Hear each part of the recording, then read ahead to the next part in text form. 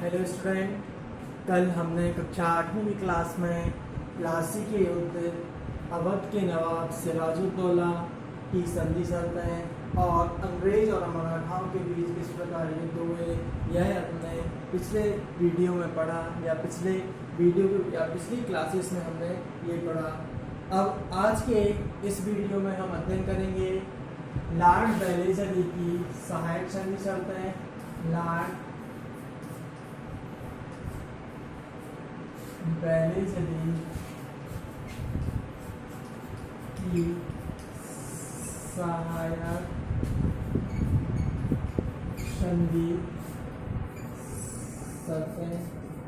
आज हम दो टॉपिक के बीच पढ़ेंगे, एक लॉर्ड बेलेजली की सहायक संधि क्या थी, दूसरा लॉर्ड डलहौजी की हड़प नीति क्या थी। ठीक है, तो सबसे पहले हम पढ़ेंगे लॉर्ड बेलेजली की सहायक संधि व्यवस्था या सहायक संधि शर्तें। ठीक है, लॉर्ड बेलेजली ने क्या किया था, भारत में व्यापार करने के लिए एक संधि की नीति अपनाई। संधि मतलब होता है समझौता, मित्रता करना। ठीक है, आपस में मिलकर कार्य करना। ठीक है, ये क्या कहलाती है, संधि। तो लॉर्ड बेलेजली ने कौन सी संधि की शर्तें अपनाई थी? लॉर्ड बेलेजली ने अपनी संधि की शर्तों में भारतीय जो राज्य के राजा थे उनके सामने क्या क्या शर्तें रखी थी। ठीक है, ये अपन को आपको पढ़ना है। तो पहली शर्त उसकी थी लॉर्ड बेलेजली की कि सहायक संधि अपनाने वाले जो भी भारतीय राज्य सहायक संधि को अपनाएंगे, उन्हें अपनी सुरक्षा के लिए, मतलब उनकी सीमा की सुरक्षा, उनके राज्य की सीमा की सुरक्षा के लिए ब्रिटिश सरकार अपनी सेना तैनात करेगी। ठीक है, पहली शर्त ये थी अंग्रेजों की कि उनने प्रलोभन दिया भारतीय शासकों को कि जो भी हमारी ये शर्तें स्वीकार करेगा, हमारी जो ब्रिटिश सेना है उनकी सीमाओं की रक्षा करेगी। ठीक है, तो पहली शर्त में क्या कहा लॉर्ड बेलेजली में कि जो भी सहाय हमारी संधि को स्वीकार करेगा, हम उनकी सीमाओं, उनके राज्य की सीमाओं की रक्षा के लिए अपने सैनिक तैनात करेंगे। दूसरी बात लॉर्ड बेलेजली ने ये कही कि जो भी हम सैनिक तैनात करेंगे, उनके जो भी खर्च आते हैं, सैनिक के खान पीन के जो भी खर्च आते हैं, उनकी एक निश्चित धनराशि आपसे लेंगे और बदले में हम अपनी कंपनी खोलने के लिए या कंपनी के विस्तार के लिए एक जमीन का हिस्सा या जमीन का एक बड़ा भूभाग लेंगे। ठीक है, तो दूसरी शर्त क्या थी अंग्रेजों की कि जो जितने भी सैनिक आपके राज्य की सीमा में तैनात हैं, उनके खान पीन के लिए या खर्च के लिए आपसे एक निश्चित धनराशि ली जाएगी और कंपनी के व्यवसाय के लिए आपसे जमीन का एक छोटा सा हिस्सा या बड़ा हिस्सा आपसे लिया जाएगा।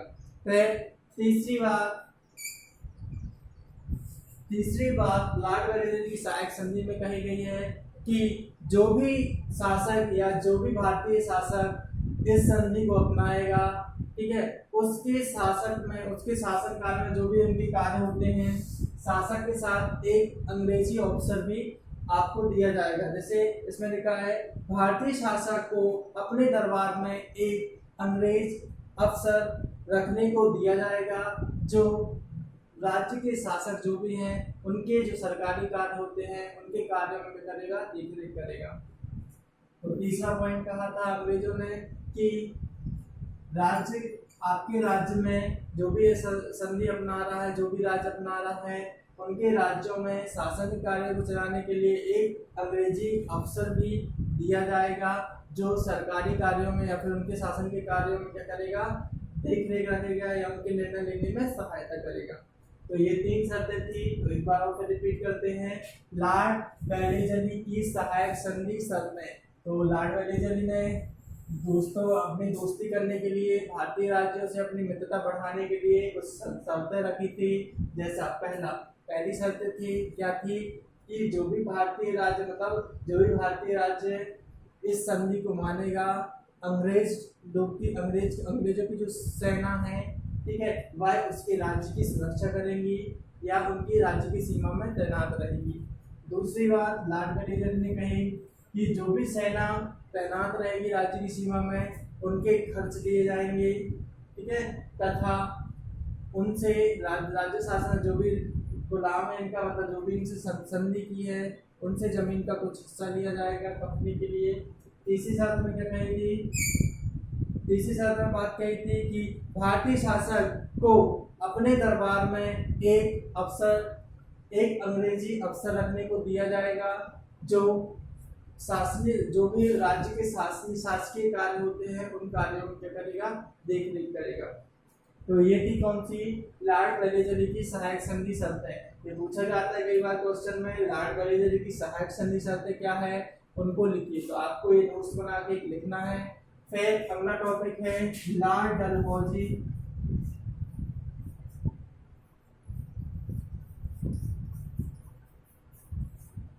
लॉर्ड डलहौजी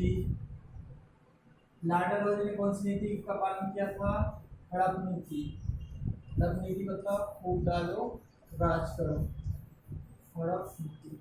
इसका छोटा सा पॉइंट समझना आपको कि लॉर्ड डलहौजी जब शासन में आया, ठीक है, जब लॉर्ड डलहौजी भारत का गवर्नर बना तो लॉर्ड डलहौजी ने कौन सी नीति अपनाई थी, हड़प नीति अपनाई थी।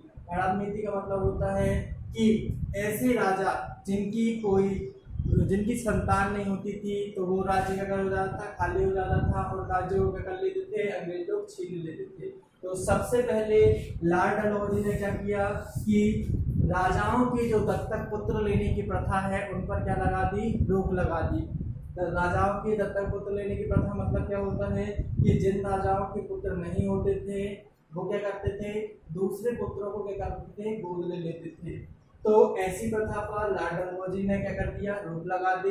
अब जिन राजाओं के पुत्र नहीं होते थे उन पर किसका अधिकार हो जाता था, अंग्रेजों का अधिकार हो जाता था। वो उनसे वो राज्य क्या कर लेते थे, छीन लेते थे। तो इस प्रकार की नीति को क्या कहा जाता था, हड़प नीति। और ये हड़प नीति किसने अपनाई थी, लॉर्ड डलहौजी ने। ठीक है, अब अगला क्वेश्चन आता है आपको कि व्यापारिक और राजनीतिक प्रतिस्पर्धा में अंग्रेजों की सफलता के क्या कारण थे। ये भी क्वेश्चन आपको द्वितीय में मिलेगा। इस टॉपिक को भी अच्छे से समझना आपको।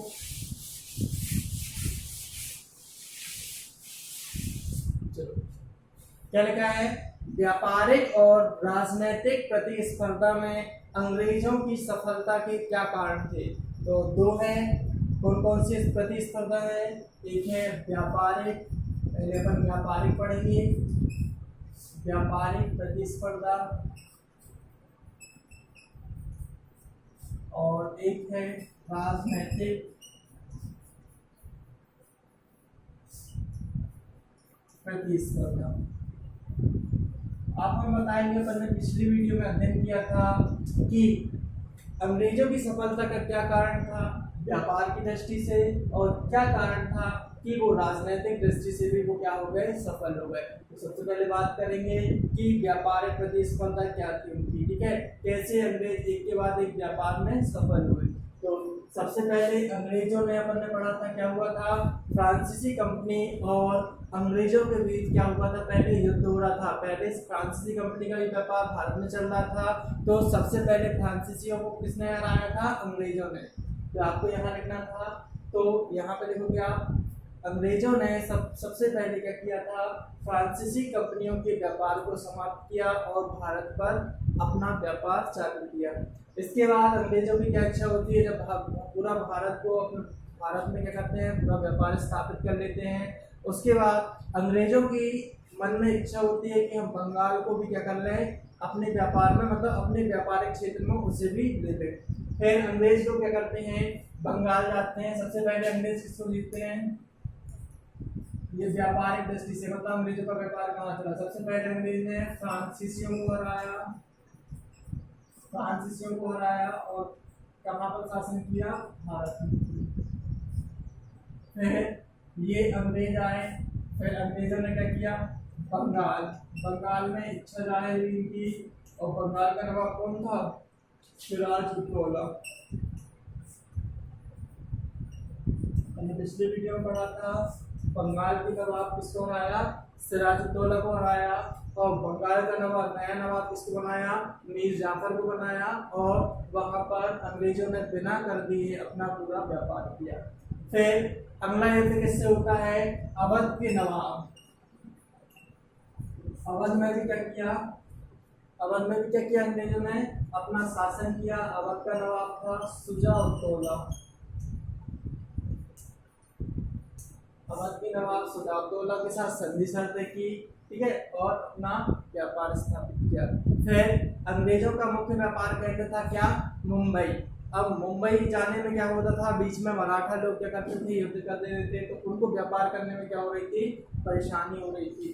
तो फिर अंग्रेजों ने क्या किया, मराठाओं से युद्ध किया, ठीक है। तो अंग्रेजों ने क्या किया, फिर मराठाओं से क्या कर दिया, युद्ध कर दिया, और मराठाओं की शक्तियों को तोड़ा, उनकी एकता को भंग किया, और अपना व्यापार पूरे भारत और बंगाल में क्या कर लिया, स्थापित कर लिया। तो ये क्या थे उसके अंग्रेजों की व्यापारिक प्रतिस्पर्धा के कारण थे, ठीक है, समझ में आ गया। सबसे पहले अंग्रेजों ने फ्रांसीसियों को हराया, फिर बंगाल के नवाब सिराजुद्दौला को हराया था, पूरा बंगाल का शासन किया, और बंगाल का नया नवाब किसको बनाया था, मीर जाफर को। फिर उसके बाद अंग्रेजों ने अवध के नवाब शुजा-उद-दौला को पराजित किया और अवध में अपना शासन किया। फिर अगली बार फिर लास्ट में क्या हुआ, उन्होंने उनका व्यापारिक केंद्र जो था मुंबई था, मुंबई आने जाने में मराठाओं के संघर्ष होते रहते थे, इसलिए उन्होंने मराठाओं की एकता को तोड़ा और मराठाओं को हराकर उन्होंने क्या किया, अपना शासन किया। तो ये सारे पॉइंट आपको किसमें लिखने हैं, पहले व्यापारिक प्रतिस्पर्धा में, ठीक है। नोट्स बनाते चलेंगे आप, क्वेश्चन पीछे देख लेना, क्वेश्चन आंसर जो भी लिखे हैं उनके आंसर आपको इसी तरह से जमा के लिखना है। अब आपको बता रहे हैं राजनीतिक प्रतिस्पर्धा। अब अंग्रेजों की राजनीतिक दृष्टि मतलब वो कैसे हराते थे दूसरे राजाओं को, उनकी ज्ञान क्या था, कौशल कैसे था, कैसे उनको पराजित करते थे, ठीक है। तो हमने 2 शर्तें बताई थी अभी आपको। क्या शर्तें थी, पहले एक तो लॉर्ड बेलिजली की, अभी बताए थे लॉर्ड बेलिजली की कौन सी व्यवस्था थी, सहायक संधि व्यवस्था या सहायक संधि बेलिजली, ठीक है, बेलिजली की कौन सी संधि थी, सहायक संधि शर्त है ना। तो लॉर्ड बेलिजली की सहायक संधि शर्त है, ये राजनीतिक दृष्टि से आती है ना, और लॉर्ड डलहौजी की हड़प नीति, इन दोनों का पालन करते हुए अंग्रेजों ने क्या किया, अपनी राजनीतिक प्रतिस्पर्धा को भी क्या किया, मजबूत किया और भारत पर अपना अधिकार प्राप्त किया। तो लॉर्ड बेलिजली की सहायक संधि हमने बताया था कि जो राज्य क्या करते थे, उनकी मित्रता स्वीकार कर लेते थे, वो सबसे पहले उनके मित्र बनकर काम करते थे कुछ सालों तक, और फिर उन्हीं को हराकर अपना राज्य करने लगते थे। हड़प नीति, जिन राज्यों के जो थे हड़प नीति का पालन करते हुए, ठीक है, अंग्रेजों ने एक और नीति अपनाई थी, हड़प नीति। तो ये दोनों किसमें आ जाएंगे, हड़प नीति और लॉर्ड बेलिजली की सहायक संधि शर्तें राजनीतिक प्रतिस्पर्धा में। तो ये दोनों कारण क्या थे अंग्रेजों की सफलता का प्रमुख कारण। हड़प नीति में क्या होता था कि जिन अभी हमने बताया कि सबसे पहले लॉर्ड डलहौजी ने क्या किया था, लॉर्ड डलहौजी ने राजाओं के, भारतीय राजाओं के पुत्र लेने की, दत्तक पुत्र लेने की मतलब दूसरों के पुत्र लेने की प्रथा पर रोक लगा दी थी, और जिन राजाओं के उत्तराधिकारी नहीं होते थे उन राज्यों पर क्या करते थे, अंग्रेज लोग अपना अधिकार जमा लेते थे। इस प्रकार धीरे धीरे राज्य विस्तार किया और अंग्रेजों की राजनीतिक प्रतिस्पर्धा का भी मतलब विस्तार होते चला। तो ये दोनों कारण क्या कारण थे, इस प्रकार क्या थे, अंग्रेजों की व्यापारिक प्रतिस्पर्धा और राजनीतिक प्रतिस्पर्धा जो थी वो काफ़ी मजबूत थी। यह अंग्रेजों की प्रमुख सफलता का कारण। ये दोनों आंसर क्वेश्चन एक ही आंसर के हैं, ठीक है। तो आप ये नोट्स बना के आप लिख लेंगे, और जो भी अभी हम क्वेश्चन आंसर की एक PDF भी आपको भेज देंगे, तो आप उससे क्वेश्चन आंसर भी देख के कर सकते हैं। ओके, आज की वीडियो में इतना ही। तो ये अध्याय आज खत्म हो गया। अब नेक्स्ट अध्याय 2 ब्रिटिश शासन, ब्रिटिश प्रशासन, नीतियाँ और प्रभाव, ये अपन नेक्स्ट वीडियो में पढ़ेंगे। ओके, धन्यवाद।